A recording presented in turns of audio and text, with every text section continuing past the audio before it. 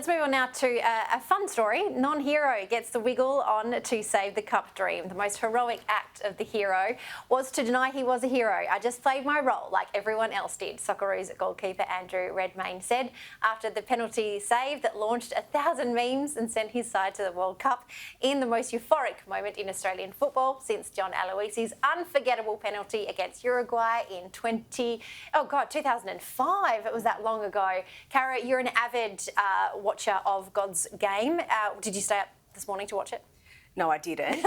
I didn't. I had a 7 a.m. meeting, and I thought, God, if I stay up, if I watch that game and then try and get through the day I had today, I was not going to be very good company this evening.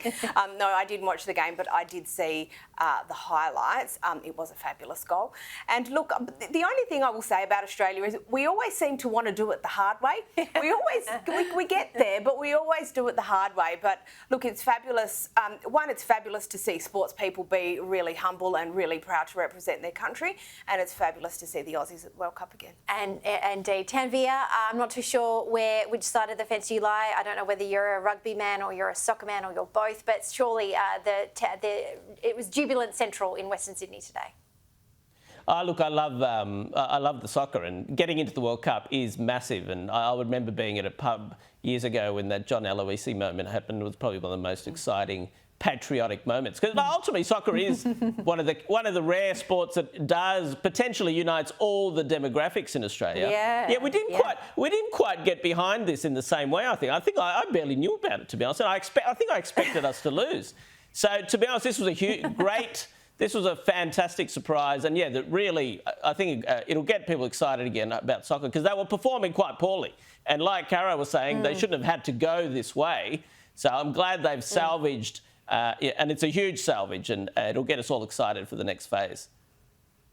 Absolutely. It was not a Herculean effort, it was a Sam Kerr effort. Well done to the Socceroos, and look forward to the campaign that kicks off in the next couple of years. Now, the headline, the onus is on Beijing to mend the fences, says the Prime Minister. Anthony Albanese says the responsibility for repairing Australia-China relations lies with Beijing, and it must lift its punitive trade sanctions against Australian exporters before bilateral ties can be normalised. I feel this is a very sensible request by Prime Minister Albanese. What do you think, Caro? It is, and in a sense, I think Beijing, in a sense, is probably going to be a little bit surprised, considering the quite hard line that the coalition had here. I guess Labor, now that they're in power, and for similar domestic purposes, they still need to be firm on China. They can't just roll over, because that there will play very poorly domestically. It will be interesting to see what actually happens here. I see it's very early days. It's like the beginning of the Year 10 dance, right, where all the boys are on one side and the girls are on the other. They're kind of all looking at each other. They're not really quite sure about each other yet. So it's been very interesting watching the early days of the Albanese government and China kind of in that diplomatic dance. They're still at arm's length, and let's see what happens as the term progresses. Yeah, look, do you think, Tanveer, to continue the Year 10 dance metaphor, will we be dancing the Macarena by Christmas time? Well, I was thinking more because New South Wales Labor is known for doing all their deals at Chinese restaurants. So they haven't quite plugged... But, they haven't quite plugged that.